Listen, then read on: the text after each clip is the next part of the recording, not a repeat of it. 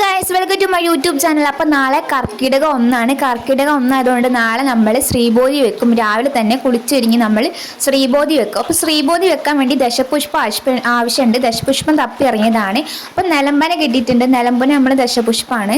നിലമ്പന പറിക്കുന്നുണ്ട്. പിന്നെ നമുക്ക് കിട്ടിയത് മുക്കുറ്റിയാണ്. മുക്കുറ്റി നമ്മൾ പറിച്ചെടുക്കുന്നുണ്ട്. ദശപുഷ്പം നമുക്ക് കിട്ടിയത് കുറവാണ്. മുക്കുറ്റി നമ്മൾ പറിച്ചെടുക്കുന്നുണ്ട്. പിന്നെ നമുക്ക് വറുക്കാനുള്ള കഞ്ഞുണ്ണിയാണ്. കഞ്ഞുണ്ണി പറിച്ചെടുക്കുന്നത്. കഞ്ഞുണ്ണി നമ്മൾ വെളിച്ചെണ്ണയിലൊക്കെ ഇട്ട് തലയിൽ തേക്കാറുണ്ട്. പിന്നെ നമ്മൾ എടുക്കുന്നത് കറുകപ്പുല്ലാണ്. കറുകപ്പുല്ല് എന്ന് പറഞ്ഞാൽ നമ്മൾ ബലിയിടാനൊക്കെ ഉപയോഗിക്കുന്നതാണ്. കറുകപ്പുല്ലും നമ്മൾ പറിച്ചെടുക്കുന്നുണ്ട്.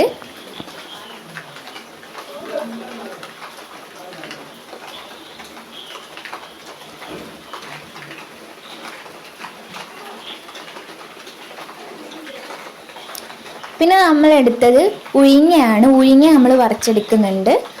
ഇതൊക്കെ നമ്മുടെ നാട്ടിൽ തന്നെ കിട്ടുന്ന സാധനങ്ങളാട്ടോ. പിന്നെ നമ്മൾ ചെറുള്ളിയാണ് പറിച്ചെടുക്കുന്നത്. ചെറുള്ളി നമുക്ക് ആവശ്യമുണ്ട്. അപ്പോൾ ചെറുള്ളി നമ്മൾ പറിച്ചെടുക്കുന്നുണ്ട്. പിന്നെ നമുക്ക് വേണ്ടത് പൂവാങ്കുറുന്നലാണ്. പൂവാങ്കുറുന്നൽ നമ്മൾ പറിച്ചെടുക്കുന്നുണ്ട്. പൂവാങ്കുറുന്നൽ ഞങ്ങളെ വീടിൻ്റെ മുറ്റത്ത് തന്നെ ഉണ്ട്. അപ്പോൾ അവിടുന്ന് ഞാൻ പൂവാങ്കുറുന്നലും പറിച്ചെടുക്കുന്നുണ്ട്.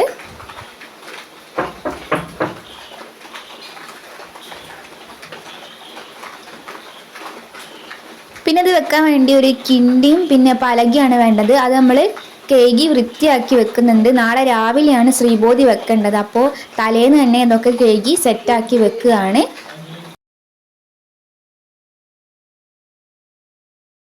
അപ്പോൾ ഇതാ ഭസ്മം കൊണ്ട് പലകയിൽ ഇങ്ങനെ അതേപോലെ ഇങ്ങനെ വരച്ചു കൊടുക്കണം.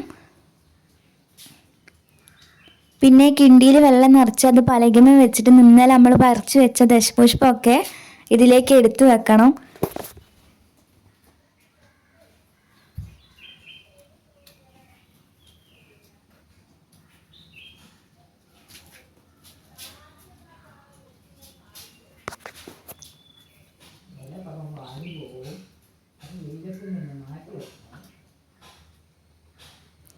അപ്പോൾ ഇന്നത്തെ വീഡിയോ ഇത്രയേ ഉള്ളൂ. എൻ്റെ വീഡിയോ ഇഷ്ടമെങ്കിൽ ലൈക്ക് അടിക്കുക, ഷെയർ ചെയ്യുക, സബ്സ്ക്രൈബ് ചെയ്യുക. ബൈ.